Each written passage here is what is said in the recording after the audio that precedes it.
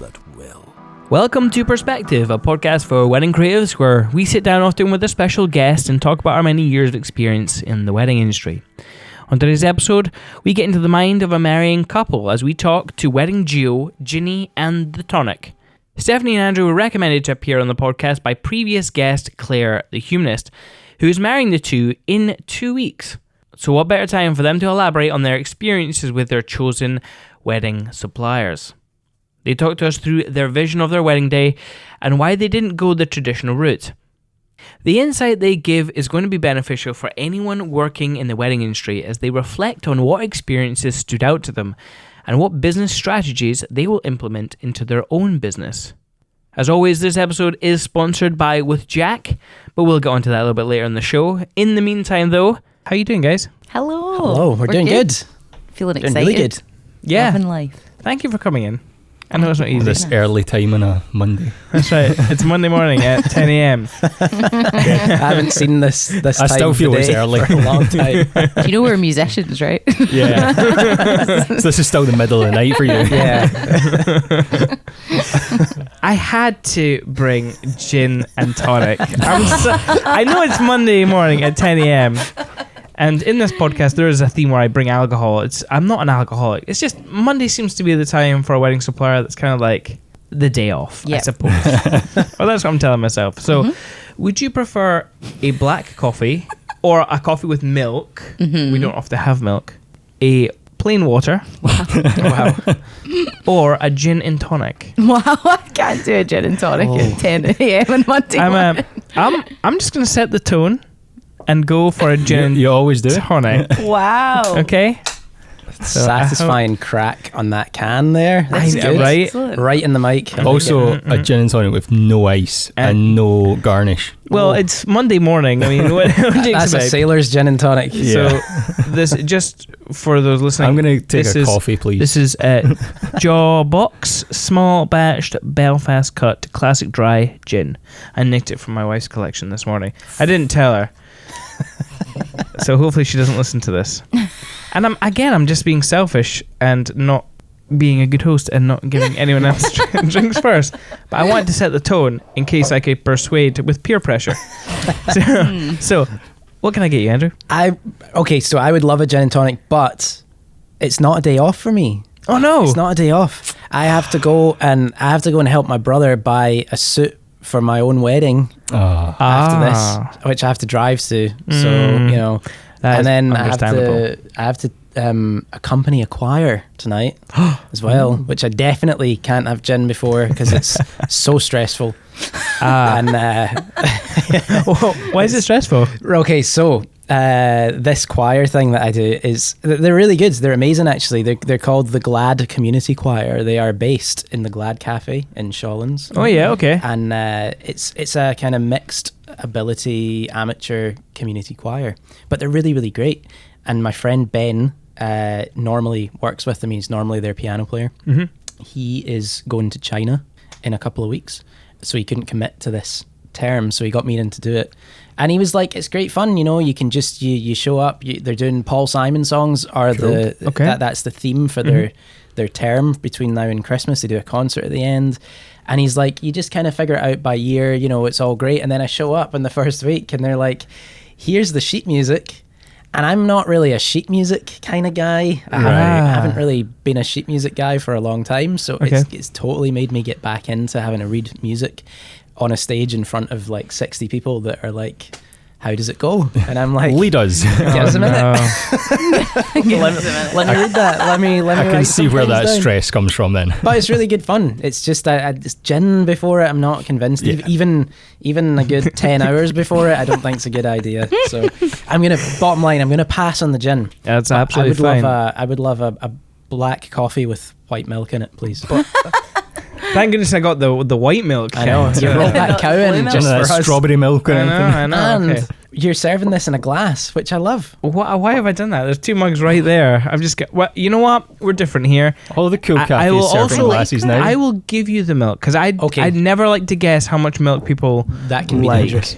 So These there are we very go. Blade Runner as well. Yeah, they Yeah. are Blade Runner. I know. They're kind of cool. I like them. I'm going to do coffee as well. Yeah. Sorry. Okay. I can't do wise gin. choice. Absolutely fine. I can't do it. I felt like I just had to. I'm loving that you've done that though. I thought the Jawbox? I thought Jawbox, mhm. that this was a wedding supplier decorative gin bottle, which actually was yes. filled with water, and later in the week you'd put it on Blush and Brides and sell it. Used one. Yes. I like to drink my gins. Oh, okay. This is cool. Tell me about this coffee. So we are coffee drinkers in Yeah, the I office, can see and last week we had White Balloon. Okay. Oh, the White film Balloon Films, company. yes. Yeah. And as a gift, they brought us the coffee from Morrison's, Ethiopian ground, sweet smooth roast ground coffee with an aromatic fruity flavor, 4 strength. Oh, So I just thought I'd crack that open, that's delicious. and hopefully it's That is it's lovely. Your good. method is also really good. This method For of preparation. Yeah. Oh, Brewed on the yes. Chemex. How does that work? It's filter. So filter papers in, grounds in, drip through slowly. Nice. There's nothing quite like a gin in the morning, I have to say. You are brave. Oh man. I'll chat to you at 3 p.m. You'll be like, oh. I'll be hiding that bottle later today. Yeah. And just in the middle of the table, we have some Ferrero Rochers. So please help So yourself. classy here. So classy. This is, I swear, all the other guests just get black coffee with no milk. So you guys are getting it fancy today. So how was your weekend? Were you out performing? Actually, it's almost fated that we're here to talk about an interesting week. Oh. We do a mix of things. We don't always do weddings. So on last Tuesday, we went down to Manchester to do a corporate event. Cool. So that was a really good event. And then we travelled back up on Wednesday and played with our original band. So we have 2 different things we do. So Ginny and the Tonic is our covers music, and our original music is called Apache Darling. And we are I did not know this. we are a synth pop band. A synth pop Yes. band. So was it Thursday or Wednesday? I'm Thursday. confused. It was Thursday. We performed at Stereo in Glasgow, and we supported a guy called Bright Light, who is on Elton John's management company. He's from Wales, singer-songwriter, really nice guy, and performed with our band doing that. And then we went into Wedding Land at the weekend and went to Oranmore. Oh, yes. Yeah, busy, so it's busy been- week. Yeah, Yeah. Yeah. it's been full on. I remember when I contacted you to get a date, you're like, "Oh, we're so busy right now." I'm like, "Okay, we'll do this distant date in the future." So, And it worked. And it worked. In September, I don't know, this maybe is a wedding supplier thing, but September's been really busy, and unexpectedly for us, I didn't think it would be as busy as it's been. We've had a kind of odd pattern this year where the months that you'd think would be really busy haven't really Right. been, and the months that, maybe that's a change in wedding tide that Yeah. everybody doesn't really mind when they get married anymore because the weather is So it's not going to be great. yeah. But it looks great. Does The sun's yeah. kind of lower. You get that nice kind of golden hour for a bit longer. flare. Yeah, that's all we think about pretty much as camera people. Just the sun. That's pretty much it. Yeah. I went up to my sister's in Aberdeen, just outside Aberdeen, to babysit because How she old was is at the- a wedding. How old is the kid? It was twin girls who are 5, maybe Wow. 6. You're brave, I Greg. can't remember now. They had a That's birthday last month or something. But you'll be like the cool uncle. I think they're 6. You're Yeah, but cuncled. there's 3 kids though. There's Cool 3 uncle. kids. Yeah, they didn't lumber me with all 3, so they Oh. sent their son to his friends for a play date, and I had the 2 girls for the day. That was considered. That yeah. Yeah, Yes. I couldn't have handled all 3. Yeah. As a parent of 3 kids, it's very hard. Like, there's only 1 or 2 people in your life that can manage all 3 kids, and it's usually the grands. Yeah. Of course, my mother only had 1 child, just me, and she'd be fine with them now because Harley is nearly 2 now, so she's the youngest. Okay. So you can pretty much look after them fairly easily. How was your weekend, Simon? I had a great weekend. I was very productive. My brother-in-law and sister-in-law are in the middle of moving house. So they bought this house, and when they described the moment they walked into it for the first time, once everything had been removed, and their reaction was, holy shit, it's a lot of work to be done to get done.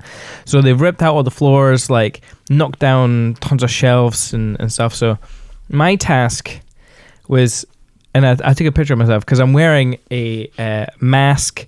I've got this whole suit onesie that's like a filter paper on. I look like I'm cooking meth with my kids. But my goal was to go into the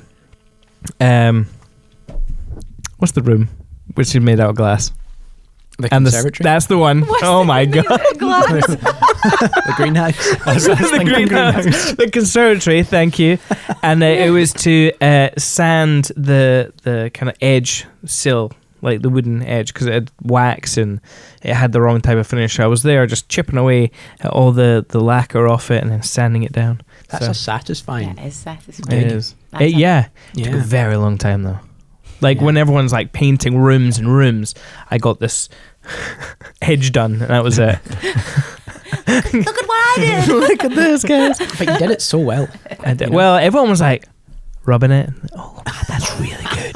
Like, yeah, it is. This is going to be the feature of the whole house right here, guys. This little wooden bit. But yeah, so that was fun, and the kids were having a great time painting the walls. That's Man. They had paint all over them. Child labour. Oh, it was so good. Yes, very much so. And they're like, Nathan was like, Dad, what did we have for lunch? I'm like, well, we just kind of ate chocolate biscuits and ate toast all day. There wasn't a set lunch. Mum like, Yeah. Oh, Mum was there. Oh, she's just as reckless as I am. But yeah, so that was my weekend.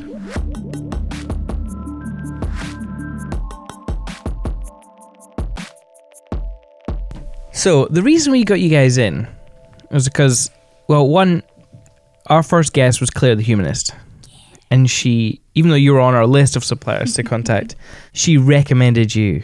Oh, please. So thank you, Claire. Sweet. She's the best. Thank you, Claire. But also because you are a wedding supplier and you guys are in the process of planning your own wedding, which when is your wedding? It's in 2 weeks. Oh my god. So hopefully by now, hopefully you've planned it then. you've planned everything. So yeah, so today's episode is kind of about getting into the mindset of a couple, because I think suppliers often get a little bit, they just see couples as potential clients and they don't think about the way that they see the wedding world. Yeah.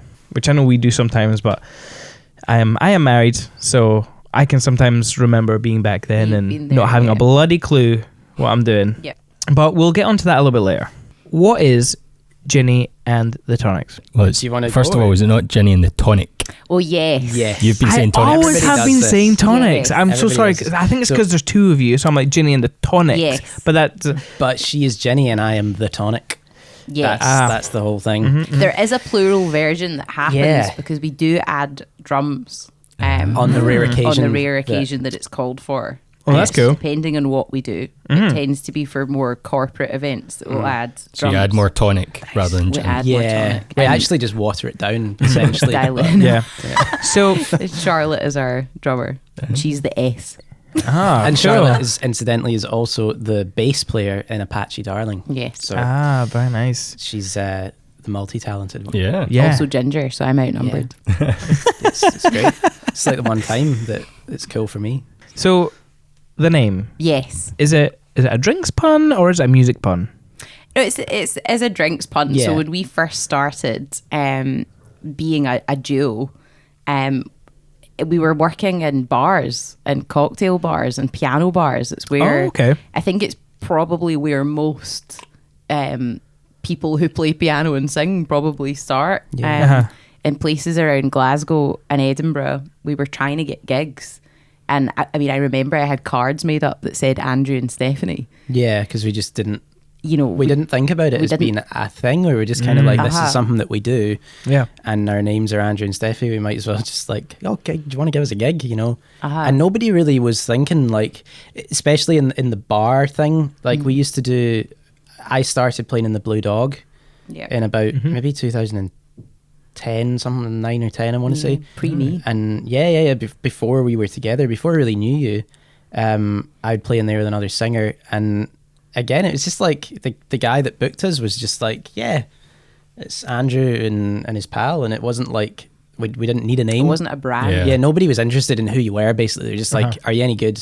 You're all right. You can play, and that was it. But then we started doing a lot more cocktail bars, and we started getting slightly higher end work, and we were finding that people were starting to inquire about booking us privately for private parties and weddings, and it became a sort of, well, at this point we probably have to brand this as something, and we've always been quite quirky and eccentric, and we sat one night in your mum and dad's living room and went through a bunch of funny names, because the two of us, we'd prefer it to sound funny, like we'd always, so we went through a whole bunch of things that included ginger in the beer, but I would have to be the beer, and that wasn't really into that. Flattering for you.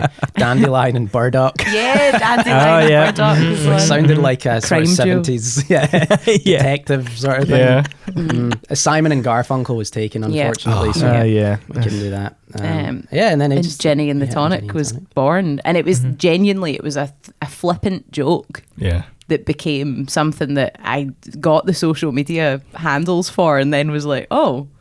And then suddenly it was something that people started to. But then it was funny because it was something that we had to start saying. Yeah. As we were doing these gigs, we'd be like halfway through, we'd be like, and I was really self-conscious about it at first, like, because you didn't like, it's like, are people going to know that it's meant to be funny, or are they going to take us really seriously? So I used to be like, we're Ginny and Tonic, and like glaze over it.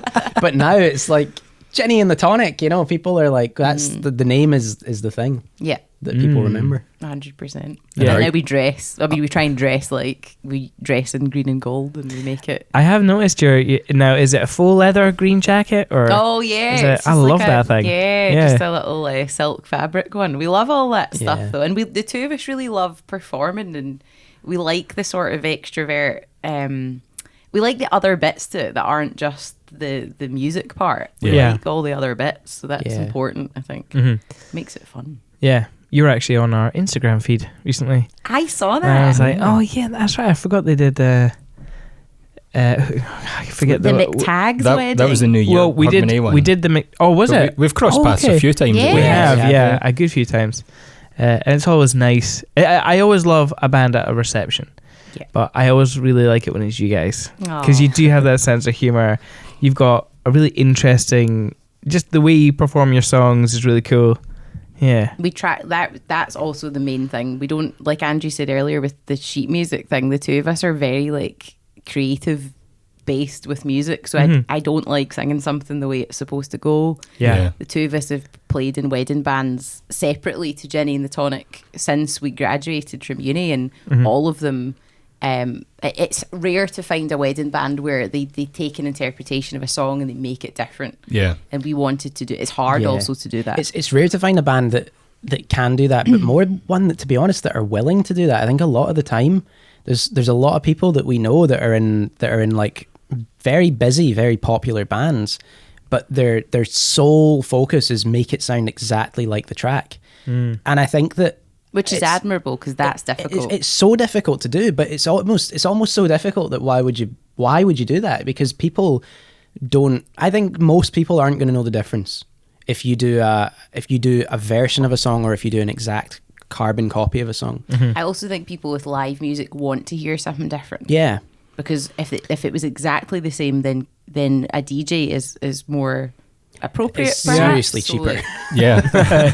So having a version of something is a cool way to do it, and there's bands that do it really well. So that's what we wanted to do. So you'll find, like, we'll do a ballad of Hole in the Moon, or we'll do a kind of a lounge version of Umbrella, or something that just isn't what you would expect. And that always kind of, we have fun doing that every week. And we try and not make it cheesy as well, because there's been times where we've like, should we just go all out and do like Richard Cheese stuff, But I think like there's still like, we have to have our own credibility about it, and I think that's kind of the challenge sometimes, is to try and keep it fun but serious, but fun but not serious, but serious. Yeah. Yeah, no, absolutely. I think you nail that balance. Like when you're walking about filming at a wedding and you're just listening to music and then you hear something just slightly different, you're like, oh, cool. Yeah. Yeah. That's what the reaction we want as well, because you don't want to overwhelm the day. You know, you're there essentially. We understand that we're background music in a drinks reception environment, but it's nice when there's that little lull and some, you know, you've talked about everything you could maybe say, and then you realise that there's a song, you know, and that's what we're there for. Sparks a new conversation. Yeah, and that's really important. But at the same time, you don't want to blend into the background, because a lot of duos or bands do that. They just set up in a corner, very sort of subtle setup and dress, and just play, and nobody really notices them. But you don't want to do that. And I think because we play a lot of people's ceremonies, a big part of what we do is offer that as a thing. So because we're learning their choice of ceremony songs, whatever literally whatever they ask us to do. In fact, we've got we're doing Hanson's Bop next week. Oh yes, for somebody's exit. I didn't know that. That's amazing. Which will be great. So you know, we learn these songs, so then people have this different relationship with us if we've done their ceremony, because it's I don't know, we've been part of the main thing. We get treated slightly differently for if we just walk in and do the drinks reception. Yeah, you know, it's a different thing. In fact, I almost feel sorry for the bands actually in the evening, because everyone looks up at them and they're probably thinking, bloody hell, you're late. You've been doing nothing. And then like, I don't know, it's just that time, it's dinner time, and they're like, the first thing the band's thinking of food.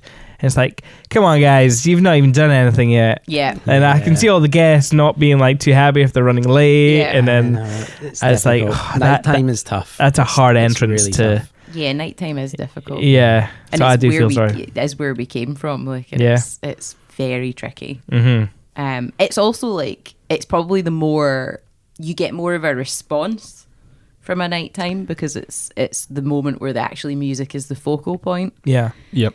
But with that comes a lot of other issues.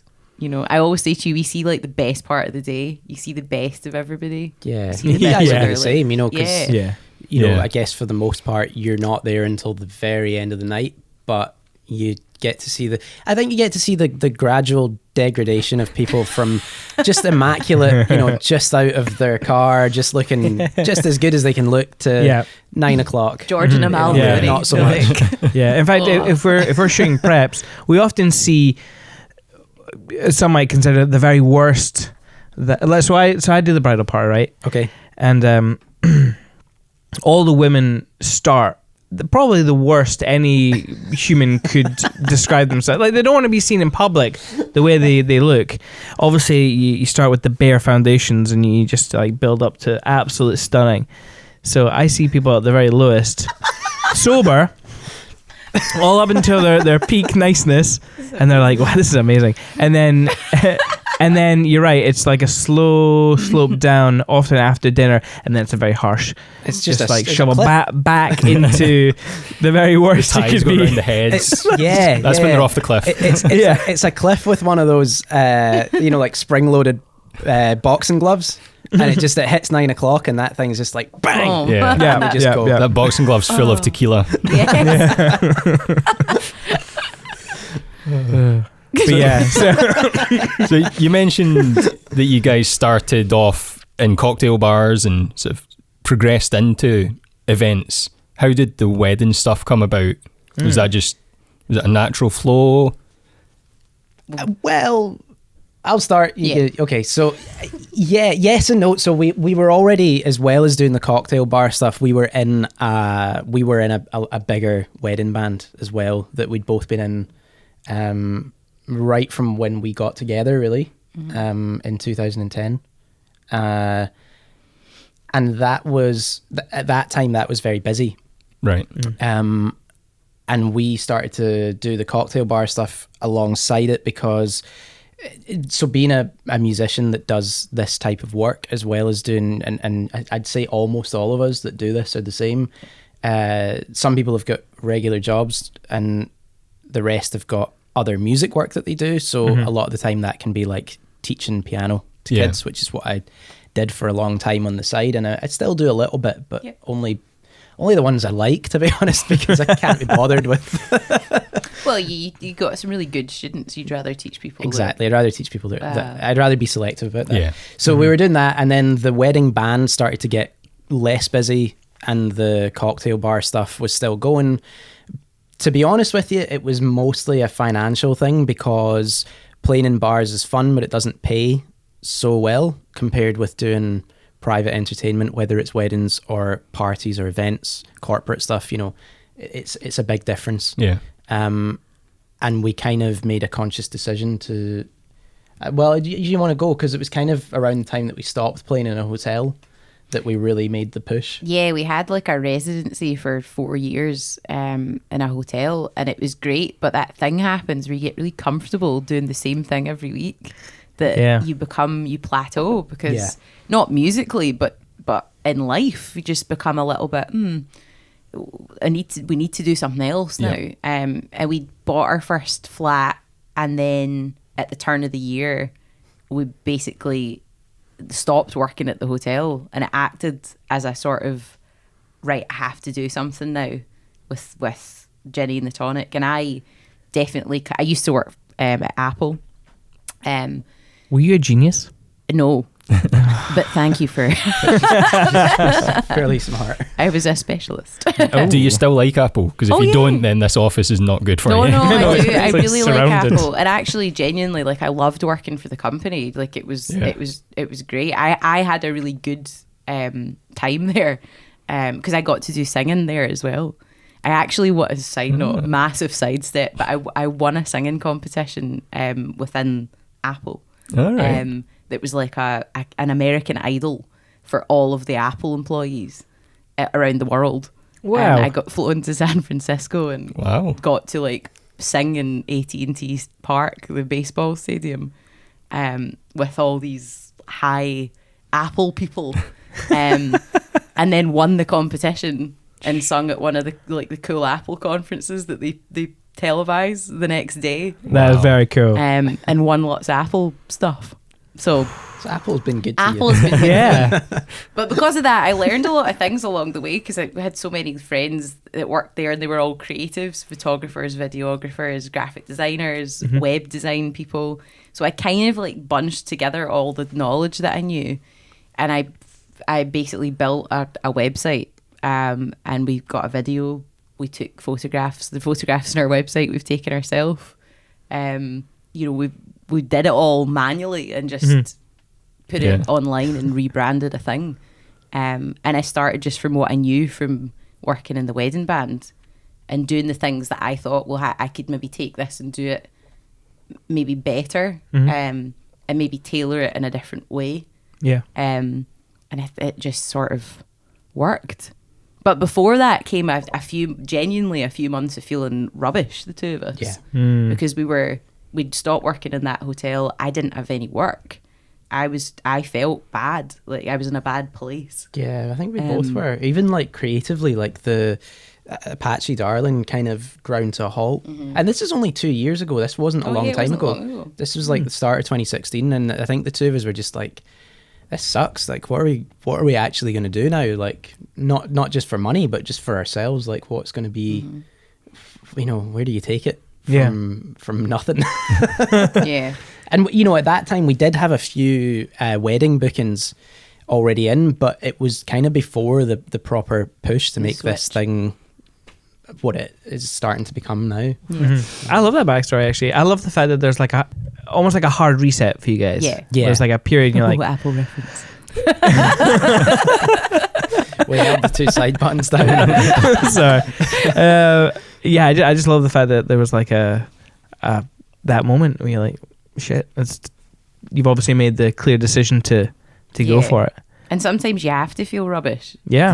You have to hit bottom creatively to 100%. make something good. Obviously, you mentioned that you've got this sort of humour to the duo and the way you sort of perform. Was that there from the start? When you sort of had, even when you felt you were in a sort of darker place, you still... Yeah. 'Cause our relationship is built on that. Yeah. Like, Andrew's like forever making me laugh. Like he just, that's our... I think like from putting that into performance, definitely for me, it came from being like pissed off that people would ignore me in bars when I was playing, you know, that like nobody, so I would just say stupid stuff to try and get a reaction. And I think then you just start to kind of refine it so that you're not so much actually offending people as like they are in on the joke, but you're kind of poking them a little bit just to get a response, you know. Yeah. But yeah, so we carried that across, and you know, we don't do that so much at weddings because it's kind of there's no place to do that. You know? You maybe do it before the bride and groom come back into the room when they're getting their pictures taken, but you have to gauge that one a little bit. Yeah. But the humour of the performance is in the performance. It's in the music as well. Yeah. Tell everybody. You're all rubbish. Yeah. Yeah. You're a terrible audience. So. Yeah, if you say it quickly enough, they think that you're just like, you're an ugly audience. I hate you all. That's like a cocktail bar, 1 a.m. staple. Yeah. You're an ugly audience. I hate you all. So I was speaking to. So we're really friends with a band called Franco. I don't know if you know them. Craig Parker. I emailed him to ask to try and get more insight, like insightful questions. Right. He gave me a really good question. It was like, where do you find satisfaction from? You've obviously said that you're going full force now with Ginny and the Tonic. Yeah. But as a creative individual, where do you find the elements that satisfy you the most? Because at the beginning you said it was financial to just start doing work and stuff, but is it still the financial gain that keeps driving you forward now, or is there anything more? Oh, I mean, it's definitely more. For me, it's always been more than, because what Ginny and the Tonic is a creative project. You know, it goes beyond being a marketing thing that we use. Everything about what we do has got real heart in it. Yeah, there's genuine heart in it. Because we're working with people at ceremony level where you're kind of guiding them to, but this is a really important part of your day. Claire is always a great advocate of live music in a ceremony setting is vital. Yeah. And she's right. It adds everything emotionally to the day. Yeah. And when we have that moment where the bridal party enters and they've picked a really cool song and they've thought about it, and you're playing a version of a punk tune from the 70s, and it's capturing a moment. Yeah. That bit of it is amazing for me. I love that. Yeah. I love that we've created a version that nobody else has created, that they can hear and listen to, and if they're lucky to have it filmed, that's on camera. It's there forever, that moment. I get the most out of that. And then when you get an email at the end of the wedding that's like, that was a really important part of our day and we won't forget it, then you're part of their life kind of in a way. That's what you're shooting for, really. You know. So I've spoken to a few photographers who work together, and some of them find it great, some of them hate it. Really? I won't say who. How do you guys cope with that? Well, first of all, is that a good or bad thing for you? You know, it's not even a thing. Genuinely, we don't cope with it. We don't have to cope with it. It's all we've ever done. Yeah. You know, since we met, we've worked together in some way or another. You know, we've never had like, you were with Apple briefly at the start of our relationship, but we were still doing this, or we were still starting to do this. And I've never had a real job, so it's working with you is all I've got, you know. So it's never really like it's not a thing for us at all. Like we don't think about it, we don't worry about it. If we didn't work together, you say this all the time, if we didn't work together, we'd never see each other. Yeah. Because we would be doing gigs at opposite ends of the land with different bands at different times, and that would suck. But this is great. It's like, I love it. Only way. I love it. It works really well. The balance we've got is really good. Andrew deals with the things that I can't deal with. With it, he really is like equipment, sound, knowledge, about a whole bunch of things that I would rather not have to think about. Yeah. On the day, the things that stress me out are often physical tech things that if something goes a little bit awry, or you know, and you're always very calm with all that. And I'm better at being exceptionally organised, and advanced planning is my strong skill set. So I like to, it's always worked. We've always just fallen into the roles of doing it. And also your mum and dad were self-employed pretty much for all your childhood. So you've only known and they worked together, they had a business together. So you've kind of only known that's a good point. Couples to I never really thought about that actually, but that is a good point. That's probably where that wasn't the case for my mum and dad. Yeah, it's always seemed normal for me. No, we love it. Yeah. That's really nice to hear actually. Yeah. And you guys are lucky. Yeah. Well, we are. 14 hours in a car together over the course of a weekend, you better be happy with each other. Tell Gregg about it. Getting married in 2 weeks, you better be happy with each other. Yeah. That is, by the way, a stressful thing. I have a newfound appreciation for people getting married. Yeah. With Jack was designed from the ground up and is tailored specifically for creatives. Whether you provide a service like design, development or photography, or offer advice to clients, With Jack is for you. It's focused on creatives. Insurance shouldn't be complicated, so With Jack has made every step easy. You'll deal with one form and talk to one Jack as you sign up, get covered, and move on with your day. With Jack is all about bespoke insurance for creatives. Simple. That doesn't mean more forms or faff, it means less. It's not about endless features and stale service. It's about one solid policy and the personal touch. Bye-bye unnecessary fuss. Hello, creative friendly insurance. Be a confident creative. Well, I suppose that leads us quite nicely into our next topic, and it's about you guys. So, did you cover how you guys met? Obviously, you worked together. How did you guys meet? We just met at university. Yeah. And we were the guy that Andrew used to work with was called Angus, and he was our mutual best friend. And then that's how we met, was through Angus. And then we were best friends first, probably for, I'd say maybe like 6 months. Yeah. We kind of basically went from not hanging out with each other to hanging out with each other every day, all the time.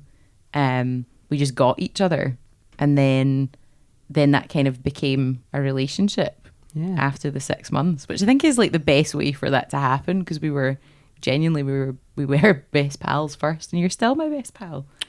So, but with 8 years together, it's gone in a flash for me, but it's a long time. Yeah. A long time to know each other. But there's nobody that I know more than him, and you'll say the same for me. Yeah, totally. So university. And I remember walking into a practice room and seeing him play piano. And for those that don't know, Andrew has 8 fingers. He only has 3 fingers in his right hand. And I saw him play piano for the first time, and I was completely like, how is he doing that? I didn't know this. Oh, did you? Right, yeah. Like, wow. Couldn't, I was born with 3 fingers on my right hand, and that's the hand that does most of the work when you play piano. Yeah, so that's what I was trying to figure. I was like, it's a little inconvenient, but yeah. I mean, I don't know. Like I've never had 10 fingers, so I don't know what that's like. You guys are all weird. True. But the story is, apparently, when I was born, the doctor was like, your son is fine, but he only has 3 fingers. My mum was like, does he have a thumb? Because obviously that's the whole thing. You don't have a thumb, it can be really, really difficult. And there's actually a lot of people that we've encountered that have the same thing as me, and it's always really weird. I'll see somebody and I'll be like, holy shit, they've got 3 fingers. And Steph will be like, yeah, so have you. And I'll be like, yeah, that's why it's weird, right? Like, I thought I was the only one. But so this doctor was like, he's absolutely fine, he's got a thumb, he'll never play the piano, but he's fine. And I think I was like, I'll show him. Yeah, basically I'm going to prove that guy wrong. And that is Andrew's personality, by the way, to be the anti-authority. I will do the thing that you don't want me to do. I dare you tell me that I can't play the piano. Yeah. When I should find this just guy. Out the womb. I should find him and show him. Yeah. So was it music that you were studying at university? Yes. Yeah. And I did a lot of jazz. So and Andrew, you were never a jazz guy. Who is really? I mean, let's be honest. I'm kidding. Now I'm not a jazz guy. I have to be honest and say that. But I do miss. I used to sing with a big band, and I absolutely loved that. And so our musical backgrounds seemed different, but then when we chatted to each other, we liked all of the same music from the 70s and 80s. And Andrew grew up. You grew up with Elton John and Billy Joel, and you didn't know that music from the 90s was new. I didn't know they weren't my real dads. I didn't actually grow up with them. But I listened to their music a lot.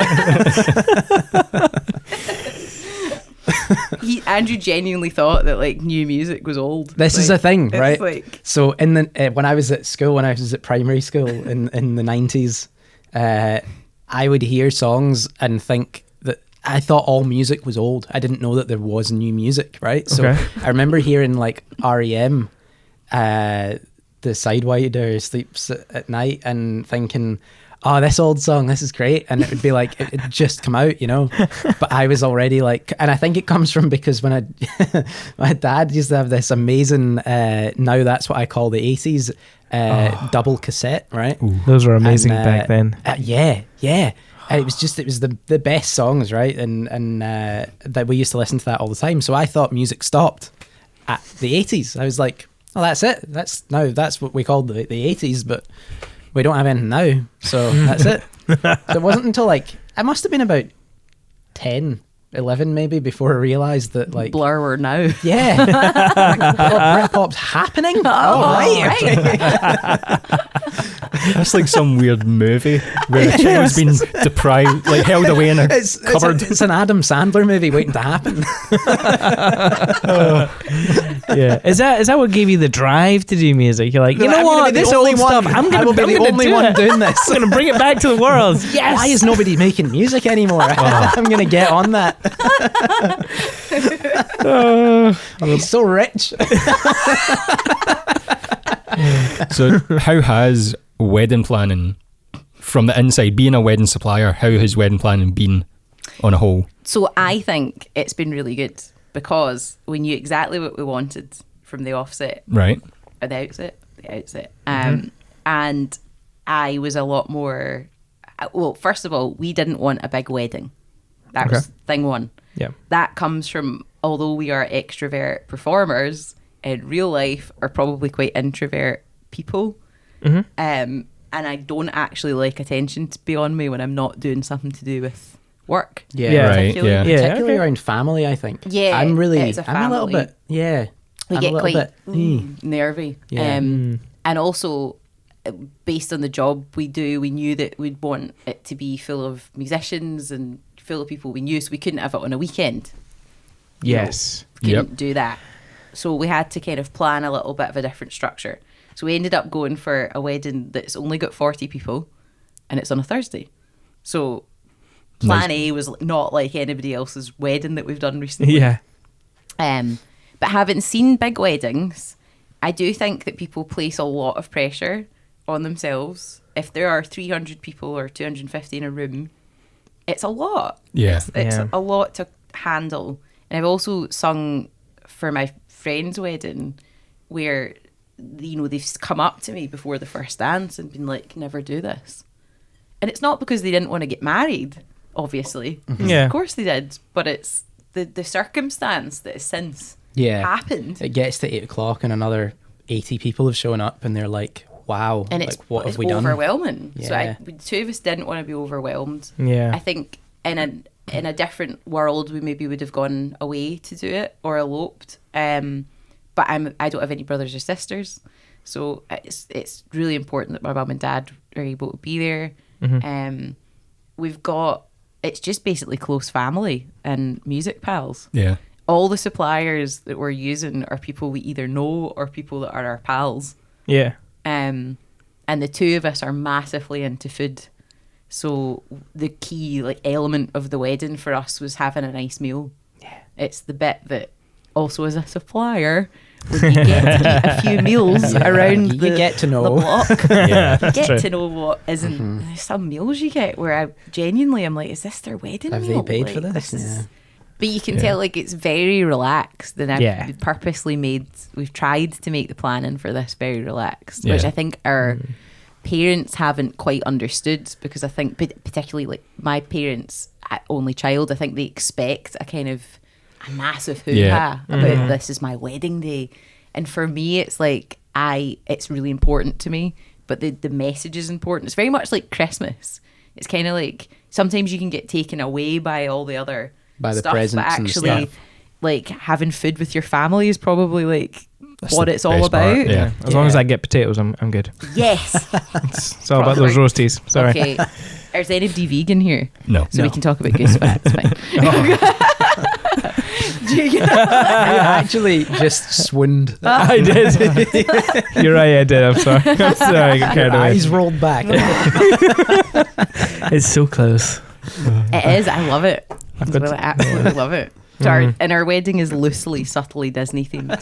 So you've hit on it earlier about how you guys try and do things to be different or to connect with couples. Is there anything from your suppliers that has really impressed you in communication or what they've done throughout your planning? I've got one. Have you got one? Yeah, I've got one. Just generally speaking, because it's something that I didn't think I would do. So I didn't know what I was going to wear for this until really, really recently, because I'm not really a kilt guy because I'm not very tall, and I've never really worn a kilt, and I just didn't fancy it. I didn't think it was me. Yeah. And then I was like, should I do something tweedy? And then I was like, that's not really me either. So we tried stuff on, lots of different suits and lots of different jackets and stuff. And I think it's just like the shape I am. I struggle to buy stuff that fits me off the peg. So the guy that cuts my hair was like, you should go and see my friend Jim Forbes. He's got a shop on Royal Exchange Square, kind of next to One Up and all that stuff. Mm-hmm. He's like, he'll make you anything you want. I was like, really? He's like, yeah. He's like, literally anything that you want, go and see him. So I go in, and the guy's like, he's just the coolest guy. He's this old school tailor, and everything he does is made to measure. So you just go in, he measures you up, which he kind of does by eye in like 2 seconds. But then he obviously like actually measures you. And he's like, what are you after? And I said, well, I think I want something like a little bit different. So we've settled on a blue velvet jacket with black trousers and a white shirt. Very classic, but very kind of still kind of me, I guess. Yeah. But his whole setup there is incredible. And I think just the way that he led me and you, I guess, through that was really, really, I was really impressed. You were nervous. I was nervous going in because I've never done anything like that. It's a big thing to go and do, to go and get like something made just for you. And I just didn't know what it would be like. I was worried about the whole experience because it's just not in my comfort zone, but he made it so easy. Yeah. Him and his brother Drew, and they're really funny, really good chat from them, really good service. I'm yet to see it because it's not finished yet, so I might come back. I know, like guys, what I said about that was... everything I said was wrong. No, I'm sure their service was good and they guided you, but the stuff they make, I'm sure it'll be good. I think for me, there's a couple. So Claire, first of all, to go to mention Claire again, but I'm going to make her head inflate. She just, I think she does this for everybody. This just isn't an us thing, but she'll come and meet you.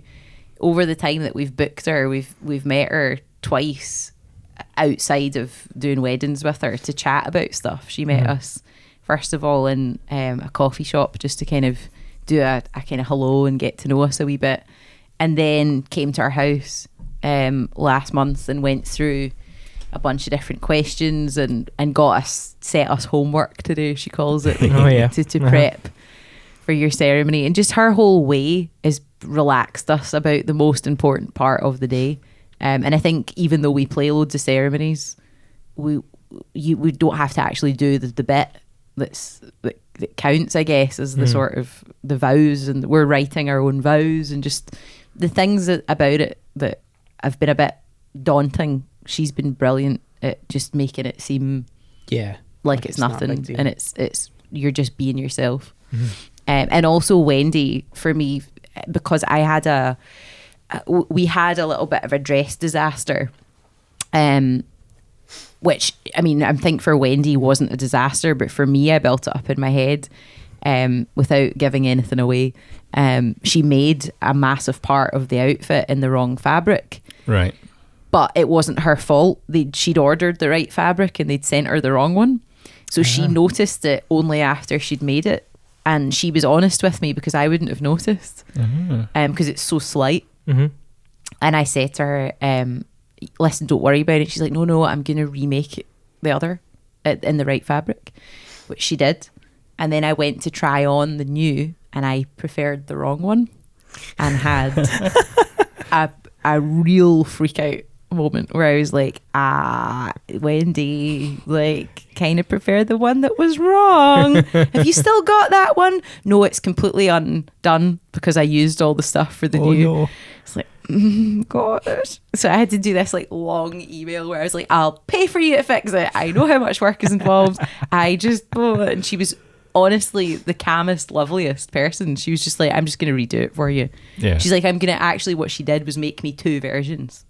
And my last fitting there, she said, just pick which one you like. So, I mean, great service. That is good. That is great service right there. To from scratch, just make 2 of the same thing. Yeah. To just for your happiness, you know. And she was like, I'll use the other one in future, you know, for a sample or for other people. She said, it's fine. Like, don't worry. Yeah. So she's been great. My experience of that, I can't recommend enough actually for any creative bride or supplier that wants something different and unique. And she also makes like any outfit. She can do like, just if you want a dress for going to an event, she could make it. So she's just a great person to know. You see, this isn't going to happen with you. You've only got 2 weeks left. So if you don't like your suit, you don't like your suit. Yeah. So the biggest thing from suppliers is just the guiding of the process, because obviously you've never had a suit tailored or dress made. Yeah. So it's the guidance. Communication is big. Giving you comfort as well. Yeah. Right now I'm worrying that your parking's expired just to cut the... Is it on Ringo? Yeah, it's in the car park across the street. Oh yeah, you can just renew the session. Yeah. Okay. Well, while you're doing that, I'm going to have a Ferrero Rocher. I'm going to do these white ones. I don't know what these were. They're the best ones. Are they? That's because there's... Well...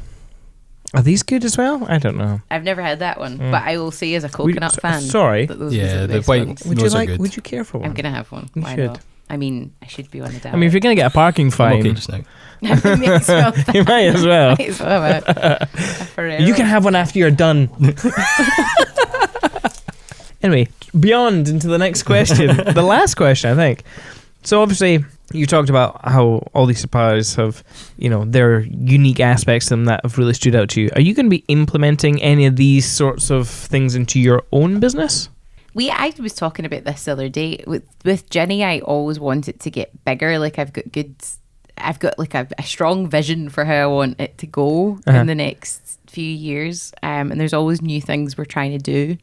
So I think I think you can always take people's service and then the experience they've given you as a kind of a foundation to learn more about your own business and methods. But I think I'm proud of the service we give people because I genuinely care about absolutely everybody that we work for. So I want to continue doing that, but I also want to make what we do a little bit more unique as we go. More unique. Yeah. Okay. We've got some stuff in the planning. Okay. I can't really talk about it. Okay. I can talk about it off mic. But yes. We're gonna add some stuff in over the next little while that I think will make it. I don't know. It'll make us stand out again. Yeah. And just to continue to change what we do, we really enjoy doing. When we were talking about doing corporate gigs and doing gigs that are more of a show, we really enjoy that aspect to what we do. So we'll do like a 30-minute set of like high energy show. Right. And we really enjoy that. And that's something I think we definitely like to do more of. Yeah. And also do that in a wedding setting. I think that there's a place for it. And the way that I guess the singing waiter thing has definitely become a thing that it's the difficulty with that is that so many people have seen that now. I know that they know when it's coming. We saw a variation of it quite recently, and the way that they'd done the build up to it wasn't very good. And nobody really noticed almost. Yeah, the crowd reaction wasn't good. Because that's what you want. They hadn't made enough of a, like whether it's somebody starts having a fight or whatever it is, but it'd been the whole thing was so rushed that nobody knew it was happening until it was happening, and then it was just somebody singing, and it was like, huh? So I think that's a risk with that, and I think also sometimes people have seen it that as soon as somebody starts acting a bit funny, they're like, oh, here we go with the singing waiter thing. So but we're finding with music wise, so many more couples are now kind of opting to have a DJ because, I mean, probably for many reasons, or bands are beginning to offer a sort of half and half affair. Right. Yeah. And it's something we're starting to get asked to do more of, is to do a section of music in the first part of the night and then a DJ takes over. And in that way you get the first dance that's still bespoke and personal and live. You also get a show of something that's a bit different. Yeah. And then you get the element of, but I want to hear Calvin Harris now. Yeah. And that can happen still. And there's less pressure on the live musicians. One of the things that happens with us a lot is people will say, oh, the band are on now. And I would never call us a band. I just wouldn't, because we don't, because we aren't. We're a duo. Yeah. If you put us in a setting where people want to have a dance, we're not the right choice. We're a different thing. And if we do nighttime weddings, we will always do weddings under 60 guests. Yeah, right. And we'll try and persuade people to add the drummer. Yeah, but not because that's what we're pushing for, but just because it makes it make more sense. Yeah. You know? If there's no rhythm beyond what my left hand is doing on the piano, people can't really dance. So you have to manage people's expectation with that. Yeah, it's important to tell them what we actually are. Yeah. Which isn't a full on, we don't have bass and drums and keys and, as in synths and, heavy guitars. It is what it is. It's an acoustic thing. It's an acoustic. The videos are what we do. Yeah. Which again should, I suppose, reassure people that we're not just taking bookings because they're there. Because, we turn down a lot of nighttime stuff because the numbers don't make sense. Doesn't work. And the worst thing though is when people lie to you. Yeah, and they say, we're only having 60 guests, and you show up and there are literally double, and you say, you told us that, we just really wanted you. It's like, well, you've made a massive mistake because this isn't going to work. And sure enough, people will be interested for half an hour, and then there's just too many people. We're not that loud for that kind of thing. And then people are like, do you not do, I don't know, whatever, Rihanna, like Calvin Harris? And you're like, oh, come on, like, look at us. How are we going to do that? Like, in the way that you can dance to it. So that people are always sneaky a great like one. that. Can you do Despacito? I'm like, right, let's rewind. Look, what do you see? Damn. Well, would you upsell your, like, do you ever, like, obviously Charlotte drum and bass, do you ever then go, well, we have our band, and then go cha-ching? Well, no. And actually, that's something we actively don't want to do. Okay. Because we kind of don't want the two things to overlap. Yeah. Is it because of Charlotte? Isn't it? I mean, you just don't want to incorporate Charlotte. that girl. It's that time you're on BBC. She fucked it, Charlotte. You absolutely screwed us over. Well, so one of the things we started doing is we started out, Charlotte had full drum kit. She's very talented, so she's able to play a full drum kit, which as a bass player, she also plays guitar, and she's also an amazing singer. And her first study instrument is bassoon. So she's like, okay, this is interesting. She is like, she's lived a rich and varied life. Yeah. So she does all things. So she can. When we first started, one of the first trio gigs we got was for Ginnys for Murrayfield, and we were playing in the kind of after the rugby match in the Guinness tent, which was the big like inflatable pint tent, and we would do music for an hour. So that was like a kind of, right, we need to add drums for this. It's important to have her there, and that's how it started. We worked our set into her playing drums, and it worked really well. And people in that tent, it was like being at a festival at the end of the gig, and and it was only an hour we'd play for, which was key. Yeah, because that is like the perfect length of time to keep people interested. An hour of really upbeat songs, they're singing along with the drinks, buzzing after the game, and it was great. So we decided to then take that further. But since we've moved on and adapted what we do for weddings and for other events, it actually works to have her in a smaller setup. So just like a kick and a snare. Well, she uses cajon a fair amount. Is that the box? That's the box that you sit on. And those are cool. But the kind of beauty with that is you can still put a kick pedal on a box, or you can sit on the box and you can mic it. Or you can have a box and a hi-hat stand, so she could still get a mix of the two sounds, or she could just go full percussion. Shakers, tambourines, cajon. You don't want to go full percussion though. Oh my god! Last time that happened. But the important thing with that is that it sends out a different sort of message. You know, it doesn't look like a band. Yeah. Which again is like, we don't want people to think that we're like a wedding band, because we're not. We're not. You know, and like, I don't know. Like I say, it's just those aren't the gigs that we're trying to get. Yeah. But this little acoustic setup with the percussion works really well. Yeah. For short burst stuff, for background stuff, it can be louder, it can be the full-on 30-minute thing. So that's definitely where we want to try. That's where I would put that. And I think, yes, recently we've had people inquiring about full weddings, and I think, although we've done some of them for smaller numbers, most of the time I think the two of us look at it and go, we're not placed correctly for this. Because I also put so much pressure on myself then, where I'm like, I can't deliver in the same way that I can deliver the duo stuff. And I know what I am. I know what my brand is. I know what I can do. I know my limit. I know how good this is as a two. Upscaling it, people think automatically works. And it doesn't if it's not the right setting for it. And we've tried very kind of loosely to use basically the drummer in Apache Darling is called Danny Kelly. He's a really great drummer, and we did one gig with him as Apache. It was for a whiskey festival, and they wanted our original music, but they also wanted like an hour of covers.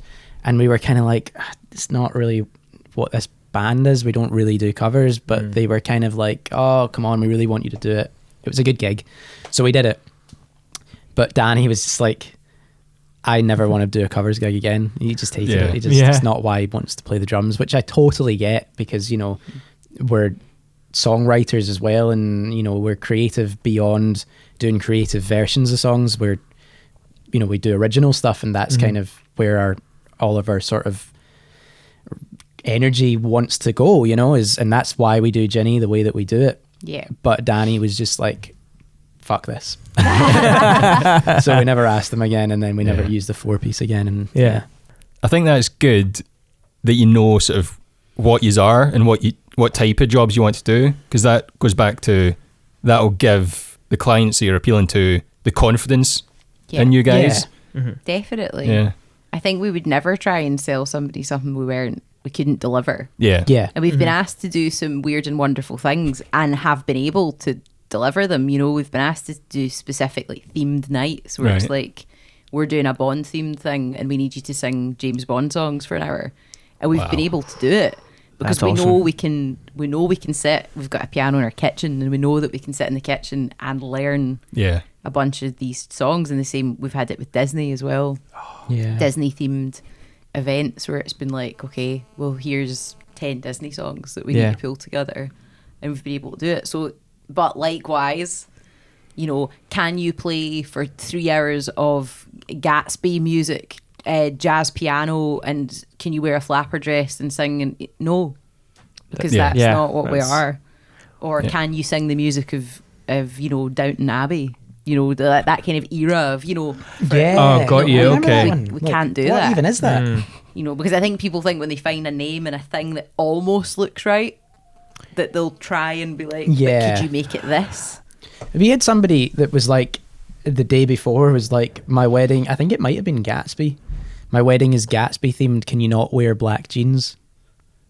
To me, and I was like, but that's our our thing. look. That's our look, sort of you know. modern, It's like, you wear a shirt and a bow tie and a jacket, but you wear jeans and you wear cons. Yeah, like and I wear glittery trainers. And, you know, you're not going to go and buy an outfit for one person's wedding, especially when they tell you the day before.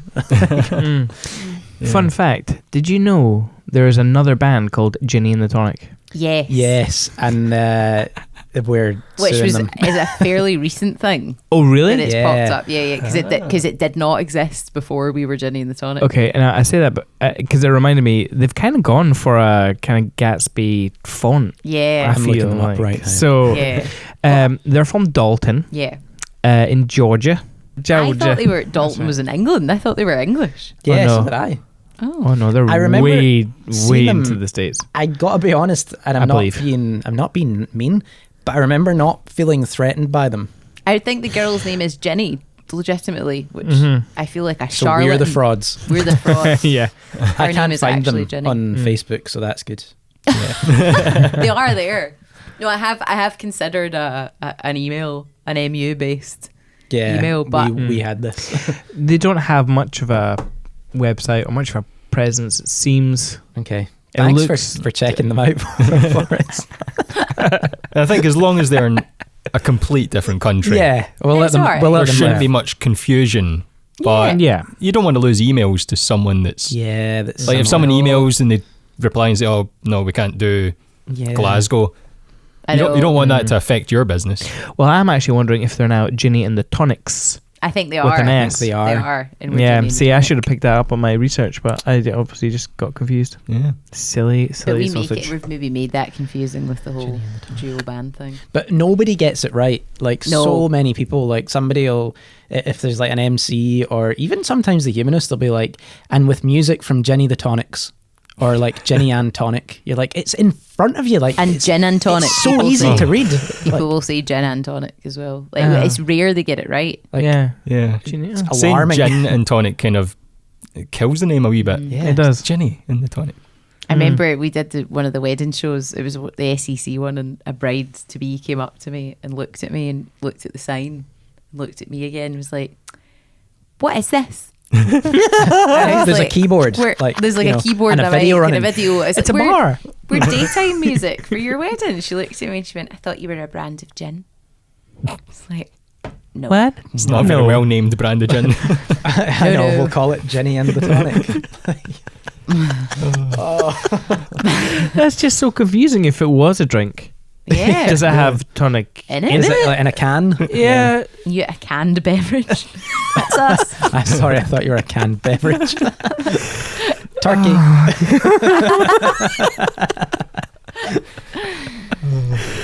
Oh God. All right. Okay. So you're at a wedding. How? I mean, in my mind, bands are usually self-sustainable. They just come in and they do their own thing. But how can we, as other suppliers, photographers or videographers or wedding planners or venue owners, help you in any way? I may have a different answer to you from this. My answer, sorry, can I go? Yeah. My answer is that I'm all about social media and sharing. And my whole thing is, I think venues are quite bad for this. They don't recognise the suppliers that come into their venues every week. Some of them, not all of them, obviously. Some of them are very passionate about it and they've got a really good marketing team, but others don't, and don't tag if they've got a wedding and they share a thing, tag the people that have done it with you or are working in it, because we will share it. And the same goes for all the suppliers. We met you guys and we very quickly became aware of who you were, and that's because you're good at what I'm saying. But the ones that aren't, we're in a really nice venue and they're filming me for 5 minutes, but at no point do they come up to me and say, "Hi, what's your name?" I'm and Graham. We'll send you a clip, or we'll once we put up the trailer or whatever, or I've had, if you've got any clips of us, I've said if it's appearing in your video, if you could even share us the clip, we can post it as a fresh thing, sponsor it, tag you, because it helps us and you. And I've even had people come back to me and be like, well, we'd probably charge for that. And like, we're trying to being like, whoa, but sharing your post. Like, that's sharing your work. Like, that's not. So that's my biggest thing, that I think we should be sharing. And in wedding bands at night, having done that for years, that's something that is so difficult, because they're coming in essentially at the start of their day, and you guys are finishing your day, and there's no like, it's like nobody does the crossover thing, because one wants to go home and the other one's about to start. It's I have had it a few times this year actually, where a band's give me their business card, and they need to give me their business cards, or sometimes I just forget to, cause like the business card is, oh yes, I now need to have a look through the footage and get a clip for these guys. But half the time, like, we shoot the band, but we shoot it in quite an abstract way to make the party seem a bit crazy, and I always feel bad because I'm like, I don't know if you can use any of, like, I've clearly been shooting you guys for a while. I don't know if you'll, and this refers to more evening stuff. Yeah. I don't know if you find this useful. I know what you mean, because you're maybe zoomed in on the bell of a sax, or like... So I get the Prisma a lot of the times if I'm doing like instruments or doing that, or I get the light and I shine it onto instruments or into people's faces, which... Yeah. So I always ask to be able to do this, because I'm like, light, you okay with that? And they're like, yeah, it's okay. And but when we post highlights, we always make sure and include a list of suppliers, and it's as many as we can get from the couple. Sometimes they don't tell us like who made the dress or whatever, but we always try and do that. The ones in the day. I think that's a good tip for anyone. Just like share. Give credit where credit's due. Because we wouldn't be here doing this with you guys if that wasn't the case. You know? Totally. It's like a share work thing, because inevitably somebody will ask you at some point, I'm trying to look for this, or I'm trying, likewise, people will always, our client last week was asking us for photography recommendations. It will always happen. Like, where you need people to recommend, and I'd rather have like a list of like, trusted individuals, trusted top three than so share, tag, share. That's really nice, because you're like, share with us and we will help you. Like, 100%. It's like, so why wouldn't that? Yeah, it helps everyone. You, so why I think venues needs to up the game on that. That's the thing. If you're in a venue and they are essentially, I mean, I don't want to use the phrase a wedding factory, but there are some that is what they are, and they don't appreciate or acknowledge the suppliers that are coming in and out, or at least like showcase the work. Because you guys will be filming some amazing vistas of their venues. Yeah. So they need to share it. One that's really good at doing it is Carl Lowry, because they have an appreciation of when there's like a drone shot that they know. That's making us good look for good. business. Like, and that's the thing, we can use it. As musicians, as filmmakers, photographers, we're the people that make the venue and make the wedding good. Essentially, like the venue can provide a really good meal and everything, but it's just if there's no music to keep people entertained, the vibe of the day is just going to be like So and also I would also say venues who have pianos, tune them. That was going to be my thing. And sometimes it's as much the couple's fault as the venues. They'll say, we booked this venue, we really want you, and one of the reasons that they want us is because I play piano, and they'll be like, there's a piano and we think it'll look great if you guys are standing and singing and playing that. And we'll be like, right, do that, but is it good? Yeah. And they'll be like, I don't know, just play it. And you'll be like, nah, like, get it tuned. Like, you need to tell the venue to tune the piano, or I'm not going to use it. We always have the keyboard with us anyway. I'll be like, I won't use it if it's not in tune. I'll say that for the benefit of them and their experience. Because if there's a piano that sounds like, there's a venue in Ayrshire, Loch Green, which is a nice venue, and their ceremony room, they have it on the area where you would have the nighttime part too, and there is a grand piano on the stage, and it looks amazing. And everybody that books us for there wants us to use that piano, and it's the worst piano. It's unusable. It's actually like it's actually broken. Like, it's not. It's just destroyed. It's like. But the venue sell it 80 years old. There's a piano you can use.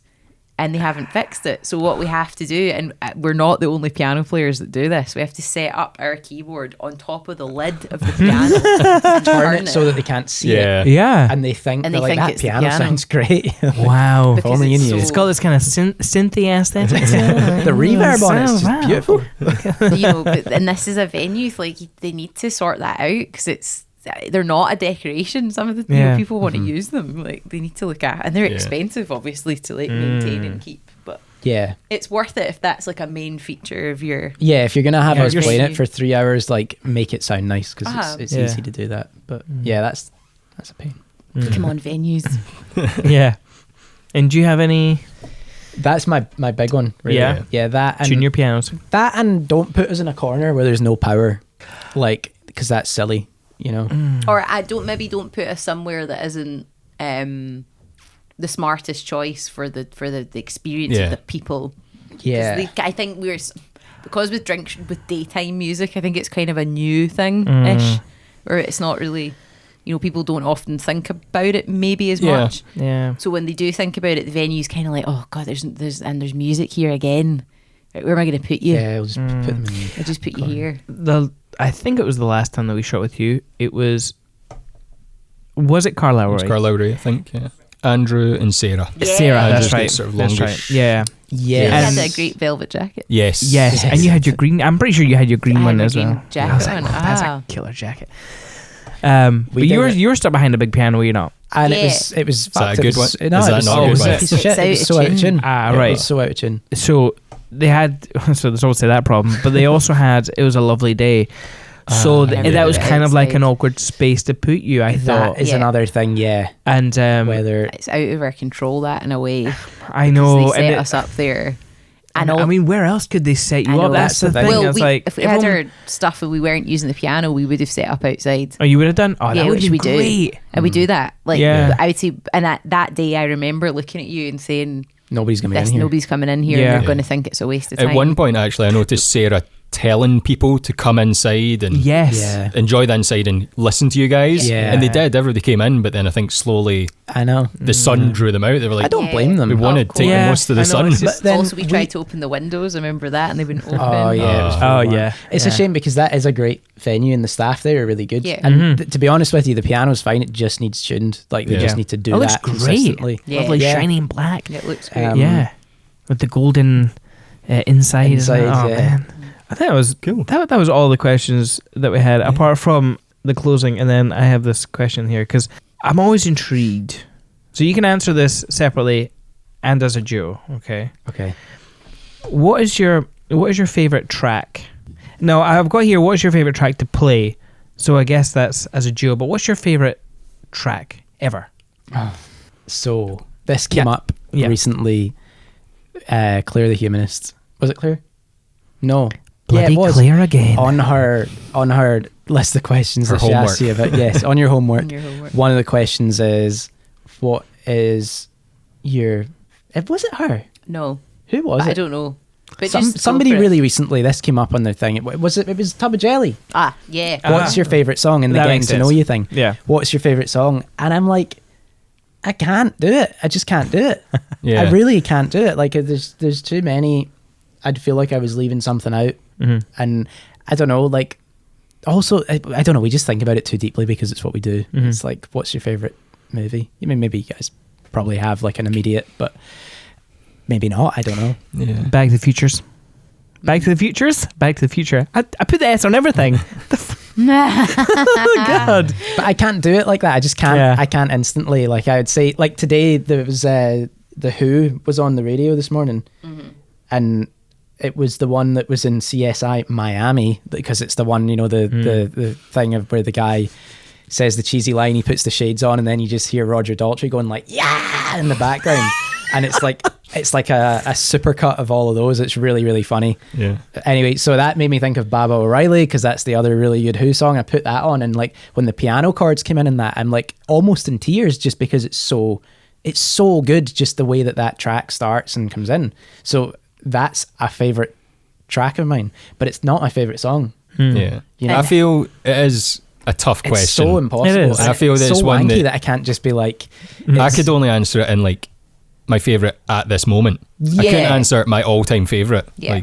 And it's been very difficult to pick songs for our wedding, because that's been a moment where we've had to sit and pick like what songs would feature in our wedding. And it's the same thing. I have the same answer. I love Prince, and he's my like idol. So if I was to have favourite songs, it would probably be, there would be a couple of Prince songs in there for sure.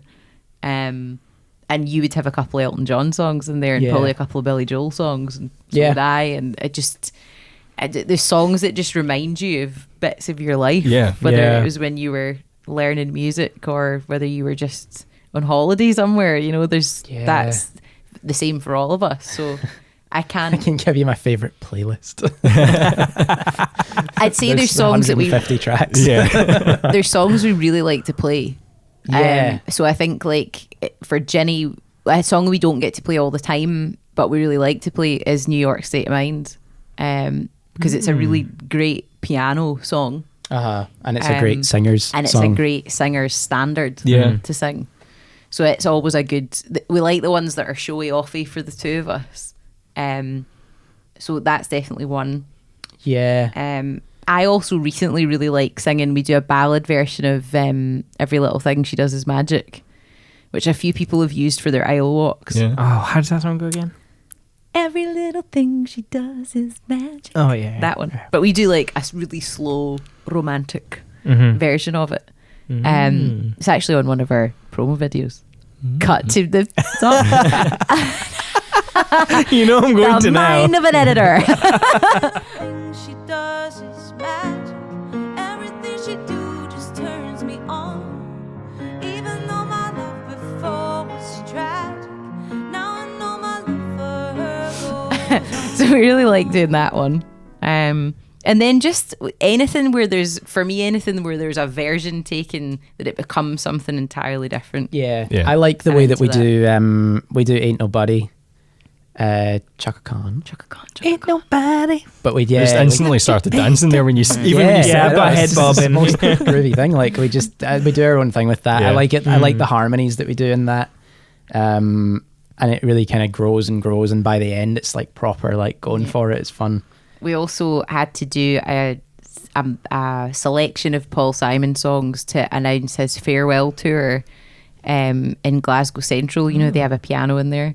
And we were basically to do a sort of like busker to show up and play Paul Simon songs, but it was planned to advertise his farewell tour. So we had to learn a bunch of songs for that. And we did a kind of cool medley of Mrs. Robinson, Diamonds in the Soles of Her Shoes, and me and Julio down by the schoolyard. We kind of fused them all together and did this kind of cool medley that I really like. And we also do Cecilia. So I like songs that like aren't, you wouldn't think that they were piano tunes, and then we make them piano tunes. And I enjoy that. I mean, the list is endless. So where can people go and check out some of this music? Where can they find you online? So Ginny and the Tonic is searchable everywhere. And we are the one that comes up first, I think, usually. We're the one that looks like a little ginger guy, and there's a lot of green on it, and you can go to Ginny www. full stop GinnyandtheTonic.com. Yes, that is everything. So we've got .co.uk too. If you feel if you want that .com isn't cutting it for you, drive home the whole Britain thing, you can do that. Also, I mean, if you want to check out our original music, ApacheDarling.com, because some people are interested in that. I've not heard that, so definitely. I'm going to be checking them out, and then I'll also put the link in the show notes. We have a video on our Facebook for that went a bit viral.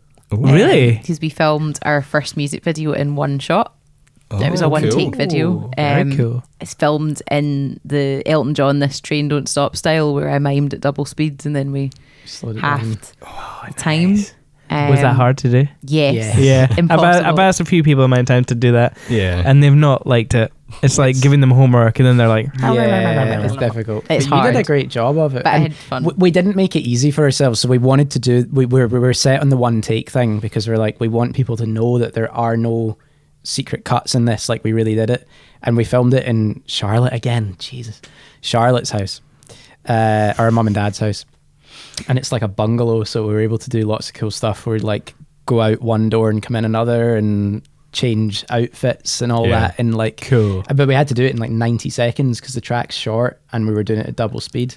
Yeah. And then there's fireworks at the end, so we had to nail it. The pyro, we didn't have the budget for any more. So if like stuff would go wrong at the last minute, we'd come out of the house at the end and be like, "No, stop!" There's a little guy with a Zippo, like. You guys are crazy. You guys are crazy. No. Taking that on. Fun. It was really fun though, and that when we put it online, it got a really great response. So yeah, that is our viral video for Bubblegum is online. I can't wait to watch that now. Yeah. Check that out. Cool. Well, thanks for coming in. It's been good Thanks, chatting. guys. Thanks for Thanks having the us. coffee and the offer of gin. That's all right. I enjoyed it. I thought it was lovely. We hope you've enjoyed this episode, and if you did, hit that subscribe button so that you know the next time an episode goes online. Leave a review. That's a massive help. And spread the word by telling a friend. But until next time, enjoy your life.